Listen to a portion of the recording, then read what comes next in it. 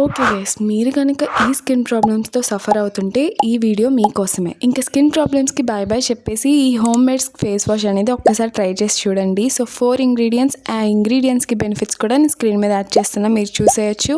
So ఈ face wash అనేది వీక్లో 2 టైమ్స్ ట్రై చేయండి. ఫేస్ ప్యాక్ వేసుకునే ముందు ఒకసారి ప్యాచ్ టెస్ట్ చేసుకోండి, ఎందుకంటే కొంతమందికి పసుపు పడదు కాబట్టి patch test is very important. అది చేసుకున్న తర్వాత ఓకే మీకు పడింది అనుకుంటే కనుక మొత్తం ఫేస్ అంతా అప్లై చేసి ఇక్కడ నేను చూపిస్తున్నట్టు జెంటిల్గా స్క్రబ్ చేసుకోండి. ఇక్కడ నేను ఫార్వర్డ్లో పెట్టాను.